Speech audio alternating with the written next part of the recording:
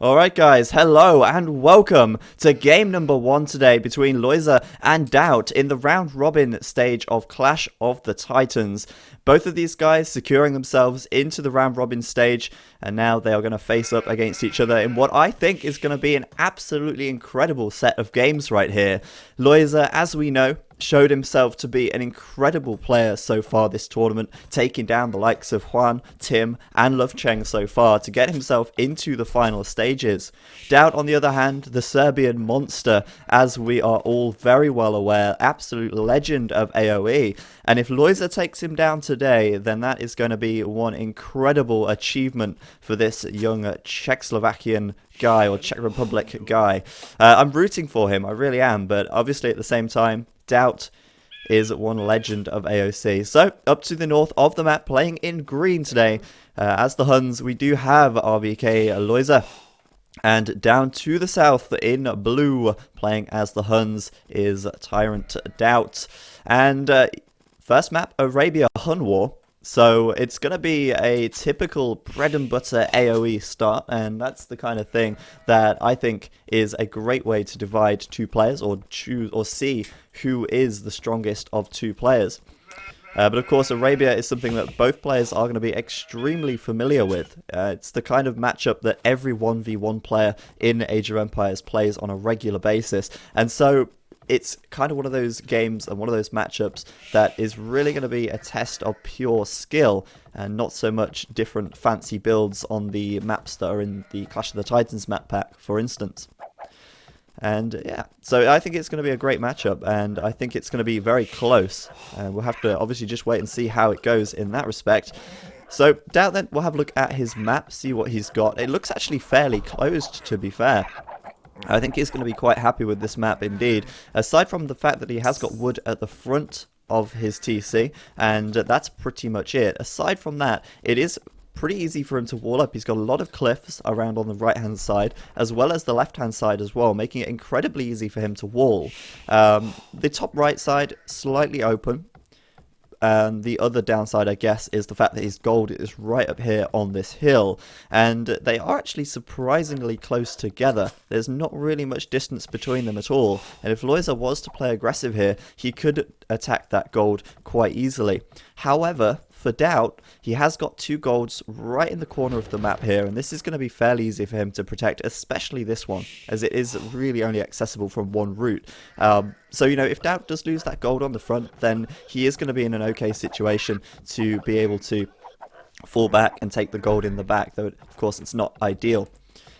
DauT's just taking in his second boar now, and it is a little early. Obviously, you can see that the other boar still not taken in fully yet. It could be the case that he decides to do a Dark Age rush. However, he only has 3 villagers on wood, so I highly doubt that. But taking that boar slightly early there could indeed mean that he loses out on a little bit of food, but although not too much. Lojza, on the other hand, nice one. I didn't even notice that, but he had taken out DauT's scout there, and that is the ideal situation to be in. Just bringing in his second boar now, you can see the difference in the timing on that, and good timing indeed as this other boar just finishes off. But Lojza, building that barracks on the front, he's got his scout alive, and that is enough for him to warrant making a drush. Now, if DauT doesn't make a drush here, he is likely to lose this gold on the front. Which is obviously not ideal. As I said before, he does have the gold on the back, which he can quite easily fall back to. But for DauT in this situation, to not have his scout alive, he's not going to know that the drush is coming in, and he's not going to be able to defend it as easily as if he did have his scout up. Worth noting as well, Lojza also here has a deer patch in the back, which he can quite easily take. Getting involved with his scout there, weakening that villager to 7 health. We need to really watch out for that, because if Lojza comes in with his drush down the side, across, hits these berries, he could take out that villager quite easily. And obviously, in this level of play, losing your villagers so early on is never ever ideal at all. So that certainly could be on the cards. Lojza keeping an eye out on DauT's base at the moment. And DauT, of course, going to notice that the scores are very different, and that is due to the militia that Lojza has. Putting up a barracks of his own, I think, yeah, he's definitely realized that this is going to be a drush, but this is not good for him. The militia going to come in. The scout right there as well. They do have a hill advantage on the on this little slope, but that's going to stop DauT from putting his barracks up. He's going to have to rebuild it behind, and that's costing him some time. But not a bad position. He will, of course, force Lojza's army through there if he wants to go through, but Lojza knows of the wood at the back. He's going to come straight over to these berries. And he's going to hit this lumber camp. Keep an eye on that villager. It has 11 HP right now. And he could end up taking it out if he focuses it down. So, causing quite a bit of disruption to DauT's economy here. And DauT going to put up a stable right next to his TC to get some scout cavalry out to help to defend from this drush. But Lojza being a pain. He's not going to let DauT just get up to feudal and kill him off. He is going to do what damage he can whilst he can, buying himself a little bit of time, forcing DauT to defend, whilst he goes up to the feudal age on 30 population, switching villagers now to gold. Looks like he could quite easily transition into archers if he wished. We'll see what he ends up doing. DauT now getting out that spearman there to help defend with the, well, from the scout cavalry. Scout cavalry of his own coming out from that stable, and Lojza probably not going to be able to do too much more damage with these militia now, but he is at least going to prevent DauT from taking a little bit of wood there, forcing his villagers away and just causing a general nuisance and a distraction. We have a look at the scouting for both of these guys as well. DauT has very little scouting information. He's not really going to know where to hit Lojza at, so he is going to be very much in the dark. He doesn't know where his main gold is. And so targeting those scout cavalry to attack Lojza now is going to be not difficult, but it is going to be a little less ideal than what Lojza has at the moment. A few idle villagers under the TC for DauT there as well, and he really needs to keep on top of those idols. Really needs to keep on top of it. Surprisingly, Lojza didn't take his deer, but he is putting up 2 archery ranges, so that is very much anticipated, as he did start to send a lot more villagers over to gold, and he will want to continue to do that. 4 gold villagers at the moment, not enough to sustain production from 2 archery ranges. But Lojza can have a very easy time defending from scouts with a few spearmen, and for the meanwhile, he can make archers and make skirmishers if he doesn't have the gold to keep that archer production going. Blacksmith going to go down as well, and Lojza's map so nice for him to wall up here. You can see the line of buildings funneling any units that DauT has through towards his TC, even his mill acting as a little bit of a wall here. Of course, this right side open, but it's not really too much of a big deal for Lojza. A couple of spearmen there going to stop DauT from being able to hit this right hand side. And Lojza now going to keep sending those villagers over to the gold so he can double produce those archers. DauT then would be in a good situation now to switch to archers himself. There's no chance he's going to be able to go up to castle here without building any more military. He will lose his scouts pretty quickly, and a counterattack could be devastating. So securing his front gold by pushing out, getting himself a little bit of map control, and then switching to archers behind it. So it's quite a standard build even so, even though Lojza did that drush and DauT didn't. But either way, DauT going to come in with his scouts now, and Lojza does have archers inside of those ranges. He needs to release them quickly though. He doesn't actually have fletching just yet, and he would be very well advised to get it. I think at the moment though, with that amount of archers and the spearmen there, he should be able to do enough damage to actually push DauT right back. Fletching just being researched at the moment. It's on 40%, and it is an extremely fast research to get. DauT, though, looks like he's about to trap himself in, and that is not ideal. Might get a couple of villagers in the process, but Lojza now going to be able to take care of those scouts very quickly, and DauT really getting absolutely nothing out of them. And that waste of resources almost is never ideal. DauT going to have to go back with that there, and Lojza going to have his map control back. Let's see what DauT's making back at home. It's going to be skirmishers. Now, I've said this a lot of times before as well. Making skirmishers at this stage, not necessarily ideal. They are going to be costing you food, of course, and that food is going to be slowing your castle age time down. Though DauT's economy looks pretty well set up here. He has got quite a few farms down as well. Very well balanced also. And he would probably be in a good position now to switch into archers. But skirmishers going to make excellent defensive units, especially if he clings to this hill. But saying that, he is going back, and I'm not so sure about that decision. Going back towards his TC, why would he do that? His gold collectors at the front, very exposed. And Lojza just going to walk straight in. They're going to have a hill advantage as well, but he's spent too long messing around, deciding to go back at the moment. Probably seeing those skirmishes there. And upgrades are absolutely neck and neck at this stage. So it is fairly even so far in terms of sort of military production. But DauT certainly did not get as much out of those scouts as he perhaps would have liked. And that is going to mean that Lojza has got a slight advantage here. DauT does, however, have quite a few skirms out, so defending against these archers going to be slightly easier in theory, but we don't know for sure if that is going to be the case or not. So hopefully DauT's going to be able to defend from these archers here, because they are going to come in, and if they're quick, they can stop that villager. Yep. Going to be a hole in the wall. DauT's going to have to mass evacuate these villagers from the wood. And again, Lojza just being an absolute nuisance to his economy. He's got a hill here as well, which he can attack from. And if he micromanages nicely, he will be able to take down these skirmishers as well. Looks like he's going to go back for now. And that is a good decision to make. He is outnumbered there by skirmishers, so certainly not going to want to attack that. As DauT clicks up to the castle age. Lojza already about halfway up and adding in that third and fourth archery range now. That means we're going to see crossbows, it means we're going to see cavalry archers, and am I surprised? Well, not in the slightest.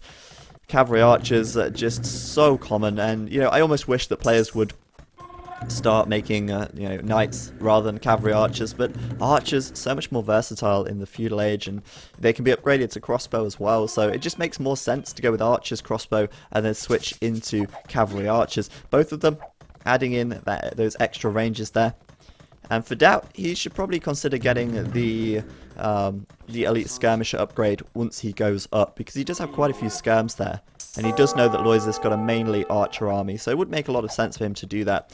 Lojza, though, going to have crossbow out in just a moment. It's on 50%, and a bodkin arrow on 30. No need to upgrade to elite skirmisher at all. He has got the numbers of archers he needs.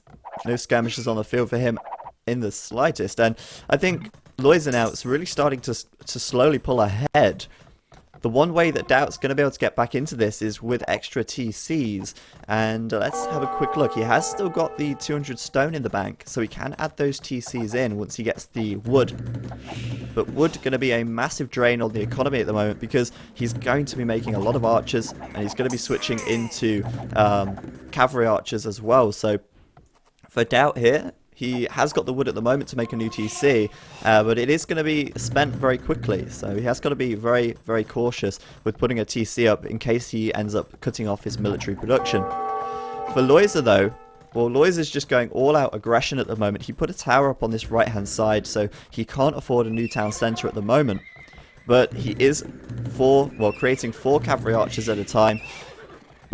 Stable going down as well, so that he can get that all-important bloodlines upgrade before he sends an attack in. And now just doing what damage he can with his crossbows for the time being, it seems. So DauT could get himself back into it if he does defend well and gets the TCs up, because he will then get himself a superior economy. Lojza going to lose this army on the right-hand side. DauT just going to take care of those with those skirmishers. But DauT at the moment, 3 archery ranges down, second TC going up. Lojza on the other hand, going all out, 1 TC, 4 archery ranges, university up at the back as well, and you can see already that he has got +1 defense as well as the bodkin arrow upgrade and bloodlines. So these cavalry archers, very formidable at the moment. DauT missing bloodlines for the time being, and he really cannot afford to miss bloodlines here. I saw a game the other day where the Viper forgot bloodlines until like 50 minutes in game, and then he realised, and it was like, oh dear, could have been a lot different had he have had the bloodlines there. And Lojza as well, with that university, going to be looking for ballistics very soon. DauT sending a counter-attack over to Lojza now, but Lojza's in with the cavalry archers. Don't know what he's doing there though, just out of range. I thought he would go for the wood, but missing that opportunity.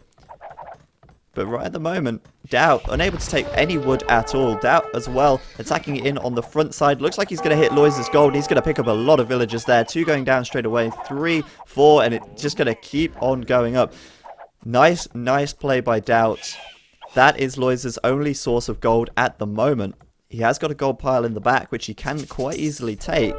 But very, very nicely done by DauT there. Attacking on the front, causing a little bit of a distraction, and then moving in to take a lot of villagers out on the gold. However, DauT at the moment still unable to take any wood at all. And that is a terrible situation to be in, because of course he will be wanting to produce plenty of cavalry archers, deleting some of his buildings there so he can get in and finish off these crossbows. Plenty of cavalry archers out, but still no bloodlines for DauT at the moment. Should, however, be able to defend from Lojza here. But Lojza, I've got a feeling, you know, he's in a great position at the moment. I think he's got a much bigger advantage at this stage of the game. The disruption to DauT's economy has been insane. The only thing that DauT has going for him at the moment was a slight, well, to be fair, Lojza kind of just threw that away straight away there. Lojza had a huge advantage. He just chucked it away with those cavalry archers. He just fought. He fought a losing battle as well. DauT now then up to 2 TCs. And Lojza's still on the 1. Lojza's army as well getting actually cut down. And Lojza, he had a huge advantage for that period of time, but now, suddenly, he has absolutely nothing. He's not even creating any cavalry archers at the moment. That disruption to his gold was huge, and DauT just going to push straight back out. Lojza trying to get up that second TC, going to lose a lot of villagers there, and he just threw his army away. He had so many cavalry archers on this side, he had crossbows here, and he just threw them away. He didn't have enough at home to defend from the crossbow on the right-hand side, and now Lojza says GG. 2 minutes ago, it looked like Lojza had that game. It looked like he had it, and DauT just turning it around so miraculously there. Taking back his wood on this right side, taking down the cavalry archers. They didn't even try to escape. They fought a losing battle. I don't know what Lojza did there. He just absolutely threw that away. DauT, one of the winning moves of that game, bringing his army into this right side, disrupting Lojza's gold. Lojza couldn't afford to keep the production of cavalry archers up, but man, Lojza should have had a much better chance at fighting that, but DauT just out of nowhere, turning it completely around. Should have watched their military numbers.